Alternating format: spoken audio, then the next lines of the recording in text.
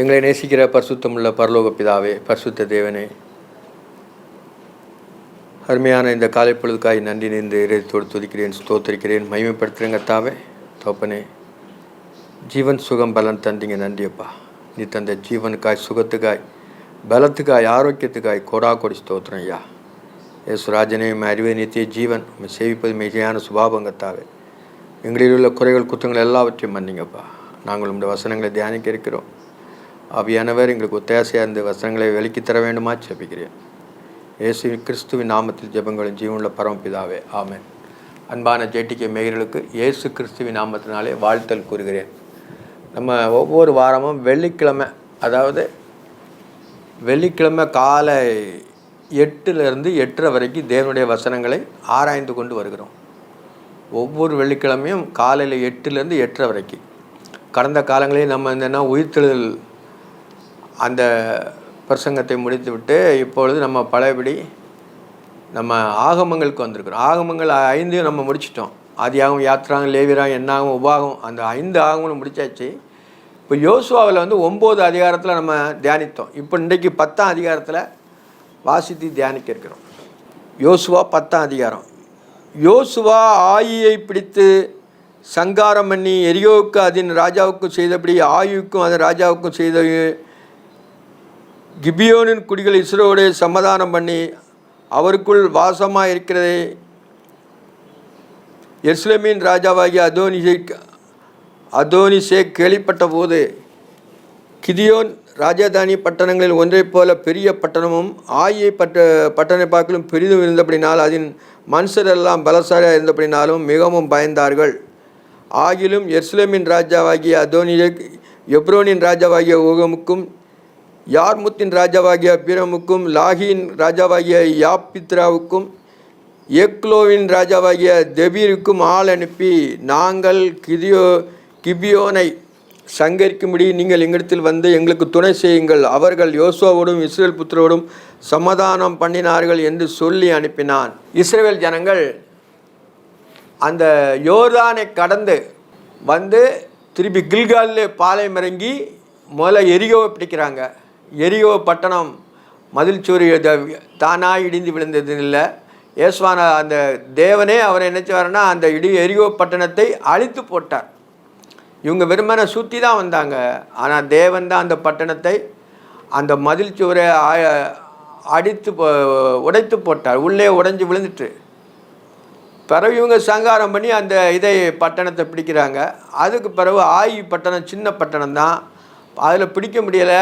அதில் ஒரு ஆகான் செய்த தவறுனால அந்த பட்டணத்தை பிடிக்காமல் போச்சுது. போனதுனால என்ன சொன்னால், திருப்பி போய் கொஞ்சம் மனுஷர்கள் போய் அவங்க எதிரே பதிவிடை வைத்து அந்த பட்டணத்தை பிடிச்சிட்டாங்க. அந்த ராஜாக்களை எல்லாத்தையும் சங்காரம் பண்ணி சுட்டெரித்து போட்டார்கள். அதை குப்பை மேடாக்க உப்பு விதைத்தான் இருக்கு. அதில் திருப்பி அந்த பட்டணம் கட்ட விடாதபடி அழித்து போட்டார். தேவன் இஸ்ரவேல் ஜனங்களுக்கு வாக்குத்தத்தம் பண்ணினது நிறைவேறும். அது ஒரு நாளும் மாறாது. ஒரு வாக்குத்தத்தம் பைபிளில் ஒரு வேத வாக்கியம், ஒரு வாக்குத்தத்தம் தெரிஞ்சுன்னா அது ஒரு நாளும் மாறாது. அது செய்து தான் முடிக்கும். தீக்கு தரிசன வசனங்கள் ஒளிந்து போகாது. அந்த வார்த்தைகள் ஒளிந்து போகாது. தேவனுடைய வார்த்தைகள் ஒரு நாளும் பொய்யுரையாத தேவன். அது நிறைவேறி தான் தீரும். அதில் சந்தேகம் இல்லை. இஸ்ரவேலுக்கு ஆண்டவர் வாக்குத்தத்தம் பண்ணார், இங்கே யோர்தானை கடந்து பாலும் தேனும் ஓடுகிற கானான் தேசத்தை உங்களுக்கு சுதந்திரமாய் தருவேன், அதை பங்கிட்டு கொள்வான், யோசுவா பங்கிட்டு கொள்வான் சொன்னது ஒரு நாளும் மாறாது. அந்த உலகத்தின் ஜனங்கள் அநேக பேருக்கும் தெரியும், அநேக ராஜாக்களுக்கும் அது தெரியும். இஸ்ரவேல் ஜனங்கள் ஒரு சொந்த ஜனங்கள், ஆண்டவரே அவங்களை வழிநடத்தி கொண்டு வருகிறார். அதை உலகத்தில் உள்ள மக்கள், மற்ற ஜாதியை, மற்ற கோத்திரங்கள், மற்ற ஜாதிகள் எல்லாமே என்ன செய்றாங்க, அதை கண்டு பயப்படுறாங்க. இப்போ இவங்க கண்டு பயப்படணுன்னே என்ன செய்றாங்கன்னா, கிபியோனர்கள் என்ன செய்வாங்கன்னா, ஏமாற்றி தந்திரமாக நம்ம எப்படியும் ஜெயிக்க முடியாது, நம்மளை அந்த பட்டணத்தை பிடிச்சிருவாங்க, அவங்க நம்மளை சங்காரம் பண்ணி போடுவார்கள் என்று பயந்து போய் அவங்கள்ட்ட சமராசம் பண்ணிட்டாங்க. எப்படின்னா, நாங்கள் தூரத்துலேருந்து வர்றோம், எங்களோட சமாதானம் பண்ணுங்கள்னு சொல்லி அவன் சொன்னா தெரியாமல் இவங்க அது வாக்கு கொடுத்துட்டாங்க. அது தேவனுடைய சித்தந்தான், அதனால் வாக்கு கொடுத்தாங்க. அதனால் அவங்க யாரையுமே அடிக்கலை. அவங்க பாளையத்துக்கு விரவு வெட்டுறதும் தண்ணீர் சமைக்கிறதுக்கும் அவங்களுக்கு நியமிச்சாச்சு. இப்படி இருக்கும்பொழுது எப்படின்னா, அது 9ஆம் அதிகாரம் வரைக்கும் முடிச்சுட்டு இப்படி இருக்கும்போது 10ஆம் அதிகாரத்தில் யோசுவா ஆயியை பிடித்து சங்காரம் பண்ணி எரியாவுக்கும் அது ராஜாவுக்கு செய்தபடி ஆயுக்கும் அது ராஜாவுக்கும் செய்ததையும் கிபியோனின் குடிகள் இஸ்ரவேலை சமாதானம் பண்ணினா அவள் வாசமாக இருக்கிற எருசலேமின் ராஜாவாக அதோனிசேக் கேள்விப்பட்ட போது, அதோனிசேக் எருசலேமின், அதாவது அதோனிசேக் அவன் கேள்விப்பட்டான் என்ன இஸ்ரவேல் ஜனங்கள் எப்படிலாம் ஓகின், அதாவது பாசானின் ராஜாவாக ஓகியும் அழித்தது இவங்க அழித்ததுன்னு கிட்டத்தட்ட 1 2 3 4 ராஜாக்களை அவங்க என்ன சொல்கிறாங்கன்னா க்ளோஸ் பண்ணி அந்த இதெல்லாமே அவங்க பிடிச்சிட்டாங்க. திருப்பி கிபியோனர் வந்து சமாதானம் பண்ணிட்டாங்க. அதை என்ன செய்கிறாங்கன்னா அதோனி கேள்விப்பட்ட போது கிபியோனின் ராஜதானிய பட்டங்களை ஒன்றே போல பெரிய பட்டணம் ஆகிய பற்களும் பெரிதமானதுனால அதில் மனுஷரெல்லாம் பலசாலி என்றபடினாலும் மிகவும் பயந்தார்கள். கிபியோனின் பட்டணத்தை இவங்க என்ன சொன்னால் அதோனிசு பயப்பட்டு என்ன சொன்னாங்கன்னா எருசலேமின் ராஜாவாகிய அதோனியது எப்ரோனின் ராஜாவாகிய ஓகமுக்கும் அந்த ராஜாக்கள் எல்லாம் 5 ராஜாக்கள், எருசலேமின் ராஜாவாகிய அதோனிசேக், எப்ரோனின் ராஜாவாகிய ஓகாமுக்கும், எர்முத்தின் ராஜாவாகிய பிரமுக்கும், லாகின் ராஜாவாகிய யாபிஸுக்கும், ஏலோவின் ராஜாவாகிய தெபீருக்கும் ஆள் அனுப்பி, நீங்கள் 5 ராஜாக்கள்கிட்டையும் ஆள் அனுப்பி, அந்த காலத்தில் சேர சோழ பாண்டியனுங்க அந்த மாதிரி கொஞ்சம் நாடுகள் இப்படி இருந்ததுக்குனால அப்படி தான் அந்த ராஜாக்கள் இருந்திருக்காங்க. அந்த ராஜாக்கள் எல்லாம் சொன்னால் கிபியோனர்களோட யுத்தம் பண்ணி அவங்கள பிடிக்கணும், அவங்களோட சமாதானம் ஆயிட்டாங்கன்னு சொல்லிட்டு போகும்பொழுது இவன் என்ன செய்கிறாங்கன்னா, நாங்கள் கிபியோனரை சங்கரிக்கும்படி நீங்கள் எங்களிடத்தில் வந்து எனக்கு துணை செய்யுங்கள், அவர்கள் யோசுவாவோடும் இஸ்ரவேல் புத்திரோடும் சமாதானம் பண்ணினார் என்று சொல்லி அனுப்பினான். அவன் யோசுவாவோட சமாதானம் பண்ணிட்டாங்க, நாங்கள் கிபியோனரை பிடிக்க போகிறோம் அப்படி அந்த 5 ராஜாக்கள்கிட்ட எடுத்தோன்னா அதோனிசேக்கு ஆள் அனுப்பி நீங்கள் எங்களோட யுத்தத்துக்கு வாங்கன்னு ஆள் அனுப்பினான். அப்படியே எருசலேமின் ராஜா, எப்ரோனின் ராஜா, யாமூத்தின் ராஜாவாகிய லாகீஸ் ராஜா, எல்கோயின் ராஜாக எமோரின் 5 ராஜாக்களும் கூட்டிக்கொண்டு அவர் எல்லா சேனைகளையும் போய் கிபியோன் முன்பாக பாளையம் இறங்கி அவன் மேல் யுத்தம் பண்ணினார்கள். அதாவது கிபியோனியரை பிடிச்சி அவங்க சமாதானம் விட்டாங்க இஸ்ரேல் ஜனங்களோட, நம்ம பிடிச்சலான்னு சொல்லி அந்த 5 ராஜாக்களும் என்ன செய்கிறாங்கன்னா கிபியோனோட கிபியோனோட என்ன செய்கிறாங்கன்னா பிடிக்க வராங்க. அப்பொழுது கிபியோனின் மனுஷர் கில்காலில் இருக்கிற பாளையத்துக்கு யோசுவாவிடத்துக்கு அனுப்பி, உமது அடியாரை கைவிடாமல் சீக்கிரமாக எங்களிடத்தில் வந்து எங்களை ரட்சியும், எங்களுக்கு துணை செய்யும், பர்வதங்களில் குடியிருக்கிற எமோரின் ராஜாக்கள் எங்களுக்கு விரோதமாக குடிநாள் என்று சொன்னான். அதனால் இவன் என்ன செய்கிறாங்கன்னா, யார் தேவநாடு தான், யோசுவா தேவநாடு தான், எங்களுக்கு அவங்க பிடிக்க போகிறாங்க எங்கள் பட்டணத்தை, அதனால் நீங்கள் என்ன எங்களுக்கு உதவி செய்யுங்கன்னு யோசுவாட்ட கில்காலில் என்ன செய்யணும்னா அவங்க பாளையம் இறங்கியிருக்கிறாங்க, யார் இஸ்ரவேல் ஜனங்கள். அதில் போய் கிபியோனியர் சொல்லும் பொழுது அவன் என்ன செய்கிறான்னா, உடனே யோசுவானோட சகல யுத்த மனுஷரும் சகல பராக்கிரமசாலிகளும் கில்காலில் இருந்து போனார்கள். கில்காலிருந்து இவனுக்கு உதவி செய்ய போகிறாங்க, யாருக்கு, கிபியோனர்களுக்கு. ஏன்னா எல்லாமே கிபியோனர் அந்த எல்லாமே வாக்குத்தத்தம் பட்டணம் பாலும் தேடும் ஓடுகிற அந்த நதிகள் பாய்ந்த தேசத்தை கர்த்தர் யாருக்கு கொடுத்துருக்காருன்னா இஸ்ரவேல் ஜனங்களுக்கு தான் கொடுக்க போகிறாருன்னு வாக்குத்தத்தம் பண்ணியிருக்கிறாரு. அதனால் இப்படி ஒரு நடக்குது. கிபியோனர்களுக்கு சமாதானம் பண்ணி அவங்கள அந்த 5 ராஜாக்களும் அவனை முறியடிக்கும் போது இவன் யோசுவா இடத்துக்கு வந்துட்டான். எப்படி தேவனுடைய செயலை நம்ம பார்க்கும்போது அதிசயமாக இருக்கும், அது நம்ம கிரகிக்க முடியாத அளவுக்கு இருக்கும். உடனே யோசுவா அவனோட கூட சகல யுத்த மனுஷரும் சகல பராக்கிரமசாலியும் கில்காலில் இருந்து போனார்கள். கர்த்தர் யோசுவாவை நோக்கி, அவர்களுக்கு பயப்படாயாக ஆண்டவர் சொல்லிட்டார். உடனே எல்லாம் தேவனுடைய சித்தம் தான் நடக்குது, இவங்க எல்லாமே டூல் தான், ஆனால் எல்லாமே செய்கிறது யார், தேவன் தான் செய்கிறார். அதை நம்ம கருத்தில் கொண்டிருக்கணும். கர்த்தர் யோசுவாவை நோக்கி, அவர்களுக்கு பயப்படாயாக, உன் கைகளில் அவர்களை ஒப்பு கொடுத்தேன், அவர்களில் ஒருவரும் உனக்கு முன்பாக நிற்பதில்லை என்றார். உடனே ஆண்டவர் சொல்லிட்டார், ஒப்பு கொடுத்தேன்னு சொல்லிட்டார். நீ போரே செய்யலை, ஆனாலும் தேவன் சொன்னால் ஒரு நாளும் மாறாது. நம்முடைய தேவன் எப்படிச்சார்னா, அவர் சொல்லி செய்யாதிருப்பாரோ, நான் ஒரு வார்த்தை ஒன்று சொல்லிட்டா போதும், அது நிறைவேறி தான் தீரும். அவர்களில் ஒருவரும் உனக்கு முன்பாக நிற்பதில்லை ஆண்டவர் சொல்லிட்டார். அவங்களுக்கு பயப்படாண்டாம், போர் செய்யப்போ அப்படின்னு சொல்லிட்டார் 5 பேர் ராஜாக்களையும். இவங்க இஸ்ரவேல் ஜனங்கள் அந்த கிதியோனோட சேர்ந்து அந்த 5 ராஜாக்களையும் முறியடிக்கிறாங்க. யோசுவா கில்காலிலிருந்து முழுவதும் நடந்து திடீரென்று அவர் மேல் வந்து விட்டான். முழுவதும் நடந்து திடீர்னு போய் அவங்கள போய் தாக்குறான். இஸ்ரவேல் ஜனங்கள் எல்லாமே சும்மா டக்குன்னு எதுவுமே செஞ்சிட மாட்டாங்க, எல்லாமே யோசித்து எல்லாம் முன்குறிக்கப்பட்டு தான் அவங்க செய்வாங்க. திடீர்னு ராத்திரியாக போனதுனால அவங்க கொஞ்சம் போருக்கு வரலன்னு நினச்சிட்டு இருப்பாங்க. முழுவதும் நடந்துன்னு போட்டிருக்கு. முழுவதும் நடந்து திடீரென்று அவர்கள் மேல் வந்து விட்டான். கர்த்தரோ அவரை இஸ்ரவேலுக்கு முன்பாக கலங்க பண்ணினார். கர்த்தரோ அவர்களை இஸ்ரவேலருக்கு முன்பாக கலங்க பண்ணினார். உடனே அவங்களுக்கு கலக்கம் வந்துடும். அந்த 5 ராஜாக்களுக்கும் இவங்க போர் செய்ய வந்துட்டாங்க அப்படின்னு சொன்னோடனே கலக்கம் வந்துட்டு, தேவன் தான் கலக்கத்தை அவங்களுக்கு உண்டு பண்ணுறது. ஆகையால் அவர்கள் கிபியோனில் மகா சங்காரமாக மடங்கடித்து பெத்தேலில் போகிற வழியிலே துரத்தி அக்ஸா மட்டும் மக்தோ மட்டும் முறியடித்தார்கள். அவர்கள் பெத்ரோனில் இருந்து இறங்கி வர வழியிலே இஸ்ரவேலுக்கு முன்பாக ஓடி போகையில் அக்ஸா மட்டும் ஓடுகிற அவர் மேல் கர்த்தர் வானத்திலிருந்து பெரிய கற்களை விழ பண்ணினார். பார்த்தீங்களா, ஆண்டவரே யுத்தம் செய்கிறார். இஸ்ரவேல் ஜனங்கள் சும்மா தான் போகிறாங்க, யுத்தம் பண்ண போகிறாங்க. ஆனால் யுத்தம் செய்கிறது யார்? ஆண்டவர் என்ன சொன்னா பெரிய கற்களை விழப்பின. வானத்திலிருந்து பெரிய கற்களை, யோசித்து பாருங்கள், வானத்திலிருந்து பெரிய கற்கள்னு போட்டிருக்கு. தேவனுக்கு இது லேசான காரியம். கற்கள் வானத்தில் இருக்கா? ஆண்டவர் நினச்சா எல்லாத்துக்குமே அங்கே இருக்கும். எல்லாமே கல்லாம் மேலே இருக்குது. அவர்கள் மேல் கர்த்தர் வானத்திலிருந்து பெரிய கற்களை விழ பண்ணினார். கற்கள் விழுந்துட்டு தப்பிக்க முடியுமா? மேலே ஓடுறவன்ட்ட தேவன் நினச்சா எல்லாமே சாங்காரம் பண்ணிடுவார். வானத்திலிருந்து கந்தகத்தை அனுப்பினார்ல லோத்து அந்த இது லோத்து ஊரில் அதே போல் ஆண்டவர் என்ன செய்யனா வானத்திலிருந்து கற்களை விழப்பண்ணினார். அவர்கள் செத்தார்கள். இஸ்ரவேல் புத்தர் பட்டயத்தால் கொண்டவர்களை பார்க்கலும் கல்மலையினால் செத்தவர்கள் அதிகமாக இருந்தார்கள். பார்த்தீங்களா, அதுவும் ஆண்டவர் வசனத்தை கிளியராக இருக்கார். கல்மலையில் செத்தவங்க நிறைய பேர், பட்டயத்தில் செத்ததை காட்டிலும் ஆண்டவர் அவங்கள அழிச்சு போட்டது தான் நிறையா.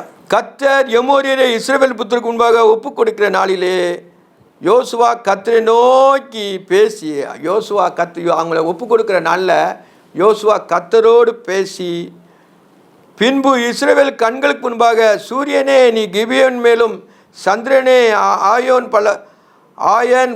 அயலோன் பள்ளத்தாக்கிலும் தரித்து நில்லுங்கள் என்றான். சொன்னார். அந்த தேவன் என்ன செய்கிறாருன்னா உடனே யோசுவா பேசுகிறான் ஆண்டவர்கிட்ட. அவன் கட்டில் எடுக்கிறான் பாருங்கள். சாதாரண ஒரு மனுஷன் யோசுவா அவன் இஸ்ரவேல் ஜனங்களுக்கு அந்த பட்டணங்கள் ராஜாக்களை எல்லாம் கொன்று அவங்களுக்கு பட்டணத்தை பிரித்து கொடுக்கறதுக்கு இஸ்ரவேல் ஜனங்களுக்கு அவர் தலைவராக யோசுவாவை தேர்ந்தெடுத்தார் தேவன்.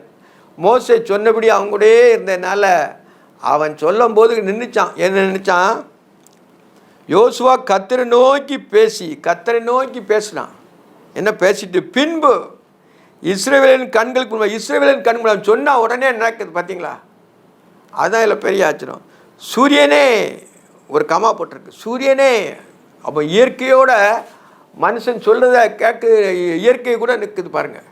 சூரியனே, அதே சூரியன் தான் இப்போ நம்மளுக்கு வெளிச்சத்தை கொண்டு வர்றது எல்லாமே இந்த சூரியன் தான். இந்த சூரியன் ஒரு நாளில் நின்றுச்சு.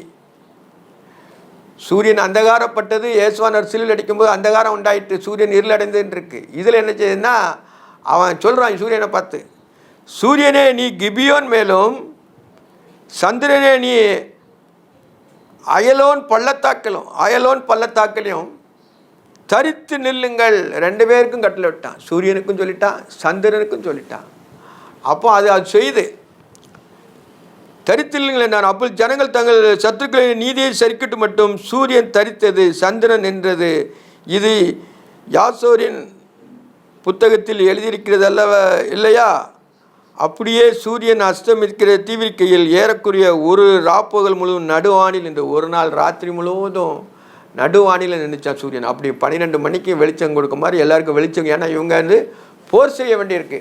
அவங்க டைம் ஆகிட்டுனா போயிடும், இருட்டில் பண்ண முடியாது. பகல்லே அவங்கள பூரா அடிச்சிடுறதுனால யோசுவா அந்த இதை சொல்கிறான். தேவன் அவர் என்ன செய்யறாருன்னா சூரியனை நிப்பாட்டினார், நில்லுன்னு சொல்லிட்டு. சந்திரனை நில்லினார், சூரியனும் சந்திரன் நின்றுட்டு. இப்படி கர்த்தர் ஒரு மனிதனுடைய சொல் கேட்டு அந்நாளைக்கு ஒத்த நாள் அதற்கு முன்னும் இல்லை அதற்கு பின்னும் இல்லை. கர்த்தர் இஸ்ரவேலுக்காக யுத்தம் பண்ணார். அதற்கு பின்னும் நிற்கலையா, அதுக்கு பின்னாலே நிற்கலைன்னு போட்டிருக்கு. இதெல்லாம் உண்மையாக நடந்தது. அவன் பாருங்களேன், சூரிய சந்திரன் யார் கையில் இருக்குது? தேவன் கையில் இருக்குது. சூரியன் சிருஷ்டி தான்.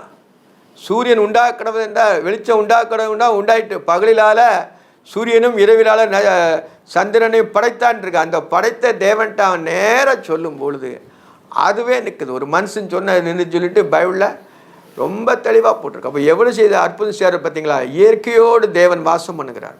வானத்திலேருந்து கல் விழுது, சூரியன் நின்றுட்டு சந்திரன். தேவன் இஸ்ரவேல் ஜனங்களுக்காக, தன்னுடைய சொந்த ஜனங்களுக்காக எல்லாவற்றையும் செய்கிறார். அது உலகத்தின் மக்கள் அனைத்து பேருக்கும் தெரியும்.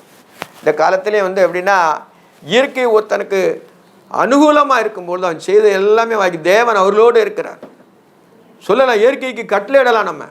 நம்மளும் ஒரு காலத்தில் காற்று வீசாதுன்னா வீசாதான். தேவன் காற்றும் கடலையும் அதட்டினார்ன்றிருக்கு இயேசுவானவர். அதே தேவன் தான், இதே தேவன் தான், இதே கர்த்தர் தான் நம்ம மாம்சத்தில் வந்தார். நம்ம அதை தான் நினைச்சணும், விசுவாசித்து நடக்கிறோம். அதே தேவன் தான். இப்போ அதே தேவன் தான் நமக்குள்ளே வாசம் பண்ணுகிறார். சொன்னால் நடக்கும். ஒரு காரியம் சொன்னால் போதும். உண்மையாக ஆண்டவர் நோக்கி சொல்லும் பொழுது ஆண்டவர் எதுனாலும் செய்வார். இயற்கைக்கு நீங்கள் மலையை பார்த்து சமுத்திரத்தை தள்ளுண்டு போனாலும் அது போகும்னு சொல்லியிருக்கிறார். அப்போ அவ்வளோ தக்க நம்ம நினச்சோம், பூரணமாக தேவனோடு உள்ள ஐக்கியத்தை நம்ம நினச்சோம் வளர்த்து கொள்ள வேண்டும். எல்லாருமே இந்த உலக வாழ்க்கையில் தேவனோடு உள்ள ஐக்கியத்தை நம்ம வளர்த்து கொள்ள வேண்டும். அதுதான் நம்ம அறியக்கூடியது. இப்போ எவ்வளோ நாள் ஆச்சு? இது கிட்டத்தட்ட இயேசுவானவர் காலத்துக்கு முன்னால், கிட்டத்தட்ட ஒரு 2000 வருஷத்துக்கு முன்னால். இப்போ 2026, கிட்டத்தட்ட 4000 வருஷத்துக்கு முன்னாலே சூரியனையும் சந்திரனும் நின்றுச்சு. ஒரு நாள் 12 மணி நேரம் நின்றுச்சு. தேவன் ஒரு மனுஷன் சொல்ல கேட்டு அதை நிப்பாட்டினார். அதே போல் அந்த ராஜா சூரிய கடிகாரம் நின்றதுனால பாகை பின்னிட்டு திரும்பினதுன்னு இருக்கு. இதெல்லாம் தேவன் செய்கிறது தான். அப்போ என்ன செய்யணும்னா, சூரிய கடிகாரத்தில் பின்னிட்டு முன்னால் போகிறது லேசு, பின்னால் போகிற கஷ்டம். அப்போ ஒரு ராப்பகல் முழுதும் இப்படி வந்திருக்கு. அதெல்லாம் இயற்கையான தேவன், அதை நம்ம கிரகிக்க முடியாது. அது தேவன் தான் நமக்கு என்ன செய்யணும், கிரகிக்கூடிய அந்த அனுகூலங்களை தரும். தேவனால் கூடாத காரியம் ஒன்றும் இல்லை. அவர் பூட்டின வீட்டுக்குள்ளே வந்துருந்தார். எப்படி வந்துருந்தார்? அவர் சும்மா தட்டினாலே அதுக்குள்ளே வந்துடுற மாதிரி. எவ்வளோ பெரிய பில்டிங் தான் சேர்ந்தான். அவருக்கு லேசான காரியம். அதே மாதிரி தான் தேவனுக்கு இது எல்லாமே லேசான காரியம். இஸ்ரவேல் ஜனங்களுக்காக அவர் வாக்குத்தத்தம் பண்ணதுனால 40 வருஷம் கழித்து நிச்சயமாகவே ஆபரணம் உன் ஜனங்கள் 400 வருஷம் அடிமைப்பட்டிருப்பார்கள். 430 வருஷம் அன்றை தினமே வந்தார்கள் போட்டிருப்பார்கள். அப்போ தேவன் என்னதோ மாறாதவர். அவர் முதலே முன்குறித்து என்னார் இப்படி தான் சொல்லிட்டு என்ன சொன்னா வரைந்து வைத்திருப்பார். உள்ளங்கையில் நம்ம வரைந்து வைத்திருக்கிறார். சூரியன் அஸ்தமிக்க தீவிரிக்காமல் ஏறக்குறைய ஒரு ராப்பகல் நடுவானில் நின்றது. இப்படி கர்த்தர் ஒரு மனிதன் சொல்ல கேட்டு அந்நாளைக்கு ஒத்த நாள் அதற்கு முன்னும் இருந்ததில்லை, அதுக்கு பின்னும் இருந்ததில்லை. அப்போ முன்னாடியே நடக்கலை, பின்னால் நடக்கிறார் தேவன். அதை ஒன்றா பெரிய அற்புதத்தை செய்தார். கெபியின் வாசலிலே புரட்டி அவ்விடத்தில் அவர்கள் காவல் காக்க மனுஷரை வையுங்கள். அந்த 5 ராஜாக்களும் கெபிக்குள்ளே ஒழிச்சிட்டாங்கல்ல, ஒரு கல்லை புரட்டி வச்சிருங்க, அந்த ராஜாக்கள் வெளியே போவாமான்னு சொல்லிட்டு, நீங்களோ நில்லாமல் உங்கள் சத்துக்களை துரத்தி அவர்கள் பின்தொடர்ந்து வெட்டி போடுங்கள், அவர்களை தங்கள் பட்டணங்களில் பிரவேசிய விட்டாதீர்கள், உங்கள் தேவனாய கர்த்தர் அவர்களை உங்கள் கையில் ஒப்பு கொடுத்தார் என்றான். உடனே சொல்லிட்டான், தேவனாய கர்த்தர் அந்த 5 ராஜாக்களுடைய பட்டணங்கள் பூரா அவங்களுக்கு ஒப்பு கொடுத்தார், அவங்களை துரத்தி அவங்கள வெட்டி போடுங்கள்னு சொல்கிறார். யோசுவா இஸ்ரவேல் புத்திரர் அவர்கள் மகா பெரிய சங்காரமாய் அவர்களுக்கு அழிமளவும் சங்கரித்தார்கள். யோசுவாவும் இஸ்ரவேல் புத்திரரும் அவர்கள் மகா பெரிய சங்காரமாய் அவர்கள் அழிமளவும் சங்கரித்தார்கள். அவர்கள் மீதியானவர்கள் அரணான பட்டணத்துக்குள்ளே புகுந்தார்கள். மீதியானவர்கள் கொஞ்சம் அரணான பட்டணத்தில் புகுந்தார்கள். ஜனங்கள் சுகமாய் மக்தோனியாவிலிருந்து பாளையத்திலே யோசுவாவிடத்துக்கு திரும்பி வந்தார்கள். எல்லா ஜனங்களும் யோசுவாவிடத்துக்கு கில்காலுக்கு திரும்பி வந்தார்கள். இஸ்ரவேல் புத்தர் விரோதமாய் ஒருவனும் தன் நாவை அசைக்கவில்லை. இஸ்ரவேலுக்கு புத்தருக்காக ஒருவன் கூட தான் நினைச்சனா நாவை அசைக்கவில்லைன்னு போட்டிருக்கு, அசைக்கவில்லை. அப்பொழுது யோசுவா கெபின் வாயை திறந்து, கெபினுக்குள்ளே போய் அந்த ஒழிச்சுக்கிட்டவங்களை வாயை திறந்து, அந்த 5 ராஜாக்களும் கெபிலிருந்து என்னிடத்திலே வெளியே கொண்டு வாருங்கள், நான் கட்டளை கொடுக்குறான் இஸ்ரவேல் ஜனங்களை. அந்த 5 ராஜாக்களும் கொண்டு வாங்க வெளியில். அவர்கள் அப்படியே செய்து எருசலேமின் ராஜாவும் எப்ரோனின் ராஜாவாகிய யர்மூத்தியின் ராஜாவும் லாகியின் ராஜாவும் எக்லோனின் ராஜாவுமாகிய அந்த 5 ராஜாக்களையும் அந்த கெபிலிருந்து அவனிடத்திலே வெளியே கொண்டு வந்தார்கள். அவர்களை யோசுவா இடத்துக்கு கொண்டு வந்தபோது யோசுவா இஸ்ரவேல் மனுஷரை எல்லாம் அழைப்பித்து, யோசுவா என்ன சொல்கிறான்னா, அந்த 5 ராஜாக்களை கொண்டு வரும்பொழுது இஸ்ரவேல் ஜனங்களை அழைக்கிறாங்க. ஏன்னா இவங்களுக்கு பயங்க இருக்கக்கூடாதுங்கனால அந்த பயத்தை அவங்க தெளிவுபடுத்தினால அவன் எப்படின்னு என்ன செய்கிறாருன்னா, 5 ராஜாக்கள் அந்த கெபிலிருந்து இடத்துல வெளியே கொண்டு வந்தார்கள். அவன் யோசுவா இடத்திற்கு கொண்டு வந்தபோது யோசுவா இஸ்ரவேல் மனுஷரெல்லாம் அழைப்பித்து தன்னோட கூட வந்த யுத்த மனுஷர் அதிபதிகளை நோக்கி, நீங்கள் யுத்தம் பண்ணுற அதிபதிகளை நீங்கள் கிட்ட வந்து உங்கள் கால்களை இந்த ராஜாவுடைய கழுத்துகள் மேல் வையுங்கள் என்ன. உங்கள் ராஜாவுடைய கழுத்து மேலே உங்கள் காலை வையின்னு சொல்கிறான். ஏன்னா அந்த பயம் இருக்கும். கர்த்தர் நம்மளோடு யுத்தம் பண்ணுங்கும்போது அந்த பயம் உங்களுக்கு இருக்கக்கூடாது.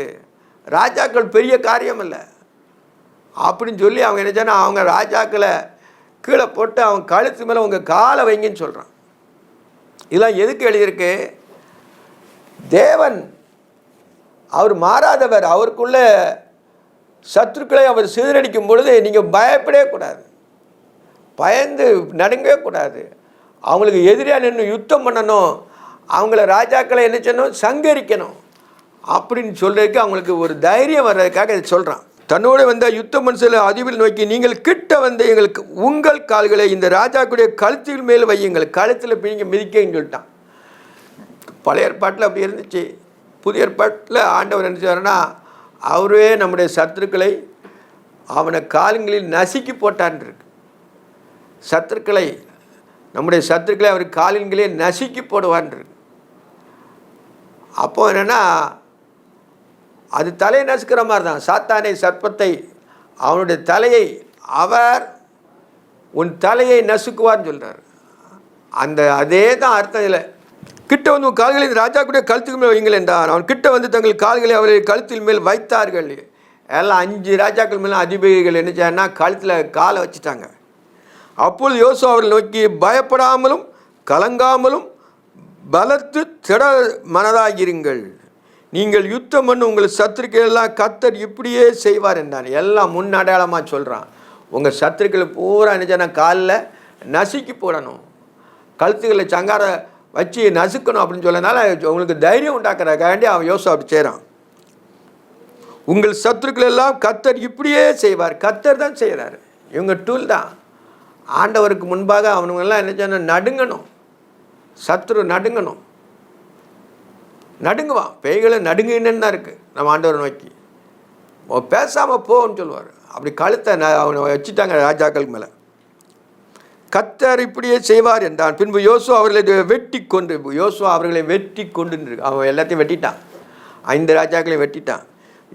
அது முன்ன யோசுவா அவர்களை வெட்டி கொண்டு 5 மரங்களே தூக்கி போட்டான். 5 மரத்தில் தூக்கி போட்டான். சாயங்காலம் மட்டும் மரங்களில் தொங்கினார். சாயங்காலம் மட்டும் அந்த பணம் தொங்கும். அதுக்கு பிறகு ராத்திரி பணம் தொங்கக்கூடாதுங்கன்னு வேறு சட்டம் இருக்குது. அதனால் அவங்க இஸ்ரவேல் ஜனங்கள் எல்லாம் அங்கே கத்திருந்ததுனால தான் அந்த ஆண்டவர் அந்த வசனத்தை சேர்த்து எழுதுறார். அது முன்ன யோசுவா அவர்களை வெட்டி கொண்டு 5 மரங்களில் தூக்கி போட்டான். சாயங்காலம் மட்டும் மரங்களில் தொங்கினார்கள். சூரியன் அஸ்தமிக்கிற வேளையிலே யோசுவா அவர்களை மரங்களிலிருந்து இறக்க கட்டளையிட்டான். சூரியன் அடையும் போது அந்த பணத்தை புறாக்களை இறக்குன்ட்டான். அந்த 5 ராஜாக்களுடைய பணத்தை இறக்குனான். அவர்கள் ஒழித்து கொண்டிருந்த கெபிலே அவர்களை போட்டு இந்நாள் வரைக்கும் இருக்கிற பெரிய கற்களை கெபின் வாசலிலே அடைத்து வைத்தார்கள். அந்த ராஜாக்கள் எங்கே ஒளிஞ்சிருந்தாங்களோ அந்த இடத்துல அவங்கள கொண்டு போட்டு கல்லை வச்சு அடங்கிட்டார். இவங்க உயிரோடு இருக்க முடியாது. தேவனுக்கு முன்பாக சத்துரு ஏமாத்திரம். பெரிய கற்களை கெபில் வாசலில் அடைத்தார்கள். அந்நாளுக்குள்ளே யோசுவா மக்தோவை பிடித்து அதை பட்டை கற்களை அழைத்து அந்த ராஜாவையும் அதில் உள்ள மனுஷர் சகல நகரஜன்களையும் ஒன்று மிதியாக வைக்காமல் சங்கரம் பண்ணி எரிகோவின் ராஜாவுக்கு செய்த போல மக்தோயாவின் ராஜாவுக்கும் செய்தான். இன்னொரு ராஜாவும் பிடிக்காரு. அப்போ சிற்றரசர்கள் நிறைய இருக்கிறாங்க. அந்த கானான் தேசம் ஒரு தேசத்து ஒரே இடம்ல நிறைய ராஜாக்கள் குட்டி குட்டி ராஜாக்களாக இருந்ததுனால ஒவ்வொரு ராஜாக்களையும் என்ன செய்றாங்கன்னா பிடிக்கிறான் யோசுவா. பிடிச்சி அந்த பட்டணங்களை இஸ்ரவேல் ஜனங்களுக்கு பங்கிட்டு கொடுக்குறான். இந்த யோசுவா 24 அதிகாரம் இருக்குது. முதல்ல பூர்வ காலங்களில் பங்காகவும் வகையாகவும் பிதாக்கள் மூலமாக பிதாக்களுக்கு திருவள்ளுவப்பட்டின தேவன் கடைசி காலங்களில் குமாரன் மூலமாக வெளிப்படுத்திருக்கு. பங்காக தான் ஆண்டவரை முதல்ல இது பண்ணியிருக்கிறாங்க. முதல்ல தேவன் அவங்களோடு இருந்தார். பிறகு ராஜா தீர்க்கதரிசி வராங்க, நியாயாதிபதி வராங்க. அப்படி கொஞ்சம் கொஞ்சமாக தான் அவங்க வராங்க. தேவன் அவளோடு இருக்கிறார். இவர் என்னென்னா சொந்த ஜனங்கள். இவங்க எரிகோவின் ராஜாவுக்கு செய்த போல அந்த ராஜாக்களும் செய்தான். லிப்தாவிலிருந்து யோசுவா இஸ்ரவேல் அனைவரோட லாகீஸுக்கு புறப்பட்ட அவருக்கு எதிராக பாளையம் அதன் மேல் யுத்தம் பண்ணான். திருப்பி 2 ராஜாவுக்கு பிடிச்சாச்சு. நிறைய ராஜா, அங்கே ஒரு 5, இங்கே இங்கே ஒரு 2. எல்லாமே தேவன் சொன்ன முன்குறித்தது தான். இவங்க யோசுவா ஒன்று தான் பயப்படாமல் அந்த 12 பேர் தூது அனுப்பியிருந்தாங்கள்ல, யோசுவாவும் காலேபு மட்டும்தான் உண்மையை சொன்னாங்க. அவங்களுக்கு எல்லாம் தெரியும். ஆனாலும் அவனுக்கு யோசுவாவுக்குள்ள தைரியத்தின தேவன் அவனோடு இருந்ததுனால அவங்க உண்மையை சொல்லி அதெல்லாம் ஜெயிக்க வைக்கிறாங்க. அப்பொழுது கோசோரின் ராஜாவாகிய ஓராம் லாகிக்கு துணை செய்து வந்தான். இன்னொரு ராஜா சேர்ந்துட்டாங்க. அப்போது ஆண்டவர் ஒவ்வொரு ராஜாக்களையும் யோசுவா தான் என்ன செய்கிறாங்கன்னா யோர்தானுக்கு இந்த சைடில் எல்லா ராஜாக்களையும் முறியடிக்கிறான். அதில் பின்னால் உள்ள அதிகாரத்தில் எல்லாமே இருக்குது. இதெல்லாம் நம்மளுக்கு எல்லாம் கற்றுக்கிடணுமா? தெரியணும். சூரியன் நின்று தெரியணும், சந்திரன் நின்று தெரியணும், வானத்துலேருந்து கல்மலை விழுந்து தெரியணும், இந்த ராஜாக்கள் கழுத்தில் கால் வச்சு தெரியணும். அப்போ தான் என்ன சொன்னால் நம்ம பழைய ஏற்பாடு நம்ம என்ன செய்யணும், நல்ல திறவாக இருக்கணும். அவன் புதிய ஏற்பாட்டுக்குள்ளே நம்ம என்ன செய்ய போகும்போது அதெல்லாம் இப்போ உள்ள காலங்களில் தேவன் இப்படி செய்தாருங்கிறது நம்ம என்ன செய்யணும், தேவன் மேலே நம்ம அதிகமாக அன்பு வைக்கலாம். அதுக்கு தான் இந்த இதெல்லாம் கற்றுக்கிடன்னு சொல்கிறது. லாகீஸிலிருந்து யோசுவாவும் இஸ்ரவேல் அனைத்தரும் எப்ரோனுக்கு புறப்பட்டு போய் அதுக்கு பல மிருங்க அதன் மேலே யுத்தம் பண்ணி அந்த நாளிலே பிடித்து அதை பட்டை கரைக்கினால் அழித்தான். லாகீஸுக்கு செய்த போல அதில் உள்ள சகல நகர ஜீவன்களையும் அதே நாளில் தானே அதே நாளில் சகல நரக ஜீவங்களையும் வெட்டி போட்டான் இருக்கு. இவங்க எல்லாமே என்ன சொன்னால் அந்த அக்கிரமம் நிறைய பெருகினால தான், அந்த கானான் தேசத்தில் அக்கிரமம் நிறைய பெருகினால தான் அவங்க ஆண்டவரை அழித்து திருப்பி இஸ்ரேல் ஜனங்களுக்கு சொந்த ஜனங்கள்லாம் அந்த அக்கிரமங்கள் செய்து நிறைவேறும் போது தான் இஸ்ரேல் ஜனங்களுக்கு அது கொடுக்குறாரு. அதுக்கு தட்டி இவங்க என்ன சொன்னால் கானான் தேசத்தில் சுற்றிட்டு வர்றாங்க, நிறைய செய்யணும். ஆனால் தேவன் முன்குறித்து இருக்கிறார். என் பிள்ளைகளுக்கு இந்த பாலும் தேனும் ஓடுகிற கானான் தேசம், பாலும் தேனும் ஓடுகிறன்னு என்னென்னா அங்கே நதிகள் நிறைய பாயிறதுனால நல்ல விளைச்சல், நல்ல அந்த ஜீவன்கள்லாம் வளர்கிறதுக்கு அந்த தண்ணி இருக்கிறதுனால அவங்கள நல்லா இது எல்லாமே இஸ்ரேல் ஜனங்களுக்கு சொந்தமாக கொடுக்குறார். தேவன் தான் அவங்கள ஆளுறாரு, மனுஷன் ஆளலை. இவங்க எல்லாமே ராஜாக்களை நம்பி இருக்கிறாங்க. இவங்க எல்லாமே ராஜாக்கள் நம்பி அந்த அந்த படைத்தலைவனை நம்பி அந்த ஜென்ரேஷன் நம்பி இருக்கணும். நம்மளும் உலகத்தில் எங்கள் உலகத்தில் இருக்கும்போது ஒவ்வொரு நாடும் தன்னுடைய இராணுவத்தை நம்பி இருக்கும். தன்னுடைய இராணுவம் தன்னுடைய படைக்கு தான் எல்லாம் முக்கியத்துவம் பண்ணுவாங்க. ஏன்னா அவங்க நாட்டை காக்கிறது அவங்க தான் சொல்லிட்டு இது பண்ணுவாங்க. அதே போல் நம்மளுடைய நம்மளை காக்கிறது யார்? தேவன் தான் காக்கிறாரு. அதான் இராணுவத்துக்கு எல்லாமே முதல் ஃப்ரீடம்ஸாக கொடுப்பாங்க. அந்த ராஜாக்கள் பலசுபடி இருந்தாங்க, அஞ்ஞானமாக இருக்கும். ஆனால் தேவன் தான் ஒருத்தனை ஆளணும். பின்பு எல்கோனில் யோசுவா இஸ்ரேல் அனைவரோட எப்ரோனில் புறப்பட்டு அதன் மேல் யுத்தம் பண்ணினான். எப்ரோனில் போனான். எப்ரோன் ராஜா தான் அப்படி எல்லாத்தையுமே கூட்டது. பிறகு அந்த ராஜாவையும் பிடிச்சாச்சு. அதை பிடித்து எல்கோனிற்கு செய்த போல அதையும் ராஜாவையும் அடுத்த எல்லா பட்டணங்களில் உள்ள சகல நரஜீவன்களையும் ஒன்றையும் மீதியாக வைக்காமல் பட்டை கருக்கினால் அழித்து அதில் உள்ள யாவையும் நரஜீவன்களையும் சங்காரம் பண்ணினான். இந்த யோசுவா 10ஆம் அதிகாரத்தில் தான் அந்த ராஜாக்கள் பிடிச்சி பூரா எழுதியிருக்கு. 10, 11 அவங்க இஸ்ரேல் ஜனங்கள் வந்து யுத்தம் பண்ணி தான் முதல்ல யுத்தத்தை கண்டா பயப்படுவாங்க. இப்போ அதிலே அவங்க தெளிவானதுனால யுத்தத்தை கண்டா பயப்படுறதில்லை. மீதியாக வைக்காமல் பட்டைகளை அழித்தார்கள். அதில் உள்ள சகல நரஜீவன்களையும் சங்காரம் பண்ணினார்கள். பின்பு யோசுவா இஸ்ரேல் அனைத்தோடு கூட அதுக்கு தேபிற்கு புறப்பட்டு போய் அதன் மேல் யுத்தம் பண்ணி அதையும் அதில் ராஜாவுக்கு அதை சேர்ந்த எல்லா பட்டணங்களையும் பிடித்தான்.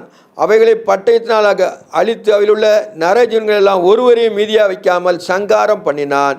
எப்ரோனுக்கும் தில்பிற்கும் சகல ராஜாவுக்கு செய்து போல தேபீருக்கும் அதன் ராஜாவுக்கு செய்தான். இப்படியே யோசுவா மலை தேசம் அனைத்தையும் தென் தேசத்தையும் சமமான பூமியையும் நீர்ப்பாய்ச்சலான இடங்களை அனைத்து எல்லா ராஜாக்களையும் ஒருவரையும் மீதியாக வைக்காமல் அழித்து இஸ்ரவேலின் தேவனாய கர்த்தர் கட்டளைப்படி சுவாசமுள்ள யாவற்றையும் சங்காரம் பண்ணி காதேஸ் பர்னேயா துவங்கி காத்சேயா மட்டும் இருக்கிற கிபியோனில் மட்டும் இருக்கிற கோசான் பட்டணம் அனைத்தையும் அழித்தான். அந்த ராஜாக்கள் எல்லாரையும் அவர் தேசத்தையும் யோசுவா ஒருமிக்க பிடித்தான். இஸ்ரவேலின் தேவனாய கர்த்தர் இஸ்ரவேலுக்காக யுத்தம் பண்ணினார். பார்த்தீங்களா, தான் முக்கியமான வசனம் தான். என்ன போட்டிருக்குன்னா, இதோ ராஜாக்கள் எல்லாரையும் அவர் தேசத்தையும் யோசுவா ஒருமிக்க பிடித்து இஸ்ரவேலின் தேவனாய கர்த்தர் இஸ்ரவேலுக்காக யுத்தம் பண்ணினார். எல்லா ராஜாக்களையும் பிடிச்சு அழிக்க யார் செய்தார்? தேவன் தான் செய்கிறார். யுத்தம் பண்ணினார், அவருக்காக யுத்தம் பண்ணினார். பின்பு யோசுவா இஸ்ரேல் அனைத்தரும் கூட கில்கால் இருக்கிற பாளையத்துக்கு திரும்பி போனான். திருப்பி என்ன செய்யறான்னா கில்காலுக்கு இருக்க பாளையத்துக்கு திரும்பி போனான்னு பார்க்குறோம். அப்போ என்ன செய்யனா, யுத்தம் கர்த்தருடையது. இவங்க ஒரு ஆள் மாத்திரம் தான் போகிறாங்க. ஆனால் தைரியம் கொடுக்குறது யாருன்னா தேவன் தான் கொடுக்குறாரு. தேவன் தான் இயற்கை மூலமாக தான் அவங்கள அழித்து போட்டார்னு இருக்கு. இதோட இந்த அதிகாரம் முடிச்சு 43 வசனங்கள் இதில் இருக்குது. யோசுவா 10ஆம் அதிகாரத்தில் அந்த ராஜாக்கள் பூரா பிடிச்ச பூரா அது எல்லாம் எழுதியிருக்கு. ஜெபம் பண்ணுவோம். நேசிக்கிற பரிசுத்தமுள்ள பரலோக பிதாவே, உண்மை நன்றி நேரத்தோடு துதிக்கிறோம். ஏசப்பா, நீர் எங்களுக்காக நீர் எல்லாவற்றையும் சிலுவையிலே சம்பாதித்தீர் ஆண்டவரே. சத்திரியின் கிரிகளை அழித்து போட்டீர். எங்களுக்காக நீர் எல்லாவற்றையும் செய்து முடித்து உங்களுடைய ரத்தத்தை சிந்தி எங்களை மீட்டு கொண்டீரப்பா. நாங்கள் கரைத்து கொள்ளப்பட்டோம். ஏசுராஜனே, உமக்கு ஸ்தோத்திரம் ஸ்தோத்திரம். அதே தேவன் பழைய ஏற்பாட்டிலே இஸ்ரவேல் ஜனங்களுக்கு நீர் ஆண்டவரே எல்லா பட்டணங்களையும் பிடித்து ராஜாக்களை அழித்து அவர்களுடைய பட்டணங்கள் எல்லாம் இஸ்ரவேலுக்கு சுதந்திரமாய் கொடுத்தீர் ஆண்டவரே. புதிய ஏற்பாட்டில் ஆண்டவரே இந்த உலக வாழ்க்கையில் எங்களுக்கு எல்லாவற்றையும் நீர் சம்பாதித்து வைத்திருக்கிறீர் ஆண்டவரே. எல்லாமே உம்முடையது ஆண்டவரே. வானம் பூமியும் உம்முடையது, சகல உமக்குள்ள இருக்குதப்பா. சோத்திரம் சோத்திரம் சோத்திரம். ஒவ்வொரு பிள்ளைகளும் ஆசீர்வதிங்க, பலப்படுத்துங்க, காத்துக்கொள்ளுங்க. இயேசு கிறிஸ்து நாமத்தில் ஜெபங்களின் ஜீவனுள்ள பரமபிதாவே, ஆமென்.